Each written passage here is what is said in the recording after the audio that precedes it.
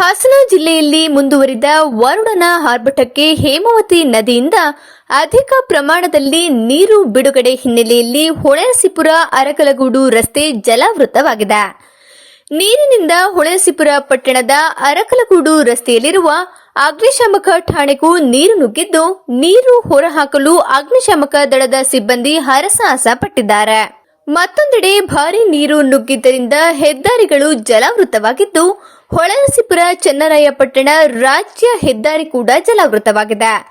ರಸ್ತೆಯಲ್ಲಿ ನಿಂತಿರುವ ಹರಿಯುತ್ತಿರುವ ಅಪಾರ ಪ್ರಮಾಣದ ನೀರಿನಿಂದ ನೀರಿನಲ್ಲೇ ಕೆಲ ವಾಹನಗಳು ಸಂಚರಿಸುತ್ತಿದ್ದು, ಹೇಮಾವತಿ ನದಿಯಿಂದ ಮತ್ತಷ್ಟು ಹೆಚ್ಚಿನ ಪ್ರಮಾಣದ ನೀರು ಬಿಡುಗಡೆಯಾದರೆ ರಸ್ತೆ ಸಂಪರ್ಕ ಬಂದ್ ಸಾಧ್ಯತೆ ಇದೆ. ಚನ್ನರಾಯಪಟ್ಟಣ ರಸ್ತೆಯಲ್ಲಿರುವ ಖಾಸಗಿ ಶಾಲೆಗೂ ನೀರು ನುಗ್ಗಿದ್ದು, ಮುಂಜಾಗ್ರತಾ ಕ್ರಮವಾಗಿ ಇಂದು ಹೊಳೆನರಸೀಪುರ ತಾಲೂಕಿನ ಎಲ್ಲಾ ಶಾಲೆಗಳಿಗೂ ರಜೆ ಘೋಷಿಸಲಾಗಿದೆ.